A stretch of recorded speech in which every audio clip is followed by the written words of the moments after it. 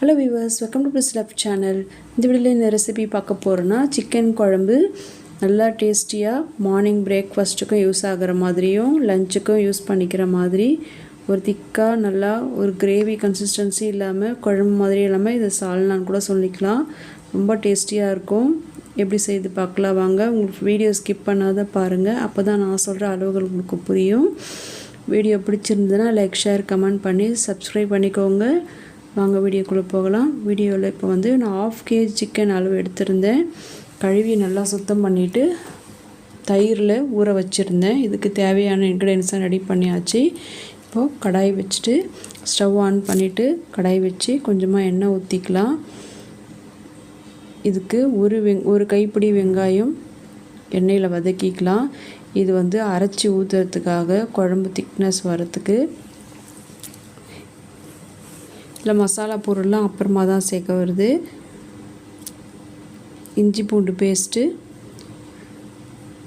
1 ஸ்பூனுக்கு, தக்காளி ஒரு 3 தக்காளி, பெரிய 3 தக்காளி,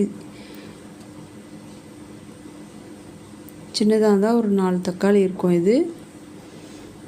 இது வதங்கிறதுக்கு தேவையான சால்ட்.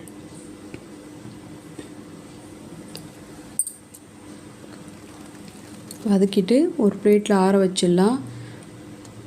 அது ஆறுறதுக்குள்ளே நம்ம வந்து ஸ்டவ் ஆன் பண்ணிவிட்டு ஒரு குக்கர் வச்சுட்டு கொஞ்சமாக எண்ணெய் விட்டுக்கலாம். இதில் வந்து பிரிஞ்சி இலை, பே லீஃபு, சோம்பு, பட்டை லவங்கம் போட்டுட்டு கருவேப்பிலை, ஒரு கைப்பிடி வெங்காயம் இதெல்லாம் வதக்கி கொடுத்துட்டு இஞ்சி பூண்டு பேஸ்ட்டு 1 ஸ்பூன், இது நல்லா வதக்கிடலாம்.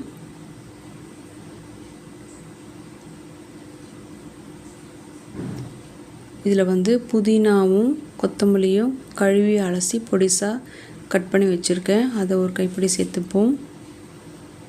நல்லா ஃப்ளேவர் கொடுக்கும் இது எண்ணெயில் வதங்கும் போது.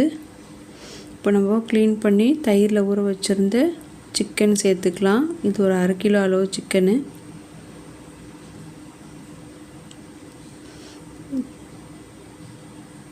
நீங்கள் சிக்கன் வாங்கும் போது லெக் பீஸை வாங்கி கட் பண்ணிங்கன்னா சாஃப்டாக இருக்கும். அதாவது மற்ற பீஸ்லாம் கூட செய்யும் போது வாயில் நூலாக மாட்டும் பல்லில். இது வந்து சிக்கனில் வந்து இந்த மாதிரி லெக் பீஸை வாங்கி கட் பண்ணிங்கன்னா சாஃப்டாக இருக்கும், சீக்கிரம் வெந்துடும், ரொம்ப டேஸ்டியாகவும் இருக்கும். பாருங்கள் வதங்கிடுச்சு. ஒரு 2-3 நிமிஷம் தான் ஹையில் வச்சு கிட்ட இருந்து வதக்கிட்டு இது தண்ணி விட்டுரு கொஞ்சம். இந்த பக்குவத்தில் இதுக்கு மிளகாய்த்தூள் 1 ஸ்பூன், 2 ஸ்பூன் தனியாத்தூள், 1/2 டீஸ்பூன் மஞ்சள் தூள் சேர்த்துருக்கேன். கொஞ்சம் சிக்கன் மசாலா சேர்த்துக்கலாம். ஒரு டீஸ்பூன் அளவுக்கு இருக்கும். இது இல்லைன்னா நீங்கள் கரம் மசாலா கூட சேர்த்துக்கலாம்.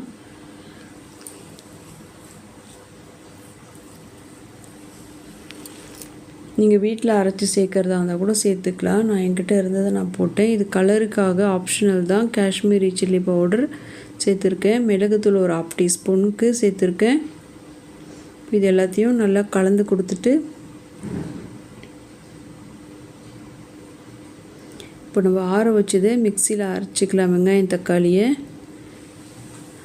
அரைச்சிட்டு அதை சேர்த்துப்போம். கொஞ்சம் மிக்சி ஜாரை அலசி அதையுமே சேர்த்துக்கலாம்.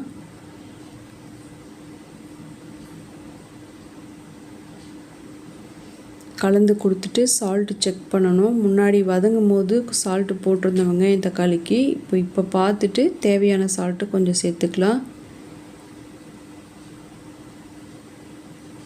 இப்போது தேங்காய், முந்திரி பருப்பு, கெசகெசா இதை வந்து அரைச்சிட்டு வந்துடலாம். தேங்காய் ஒரு 1/4 மூடி இருக்கும். முந்திரி ஒரு 25 கிராமுக்கு கம்மியாக இருக்கும். அது கெசகெசா 1 ஸ்பூன். இது எல்லாத்தையும் அரைச்சி ஊற்றிட்டு ஒரு 2 விசில் விட்டால் போதும். பாருங்கள் ரெடி ஆயிடுச்சு. ஏன் இதுக்கு 2 விசில்னால் நம்ம ஏற்கனவே பாதி அளவுக்கு சிக்கன் வதங்கிருச்சு, வெங்காயம் தக்காளியும் வதக்கி அரைச்சி ஊற்றியிருக்கோம். ஸோ இது வந்து 2 விசிலில் பாருங்கள் கிரேவி கன்சிஸ்டன்சியில் இருக்குது. குழம்பு மாதிரி இல்லாமல் கிரேவி மாதிரி திக்காக இருக்குது. இதுக்கு மேலே கொத்தமல்லி தூவிட்டு சர்வ் பண்ணலாம். சூப்பராக இருக்கும். செஞ்சு பாருங்கள்.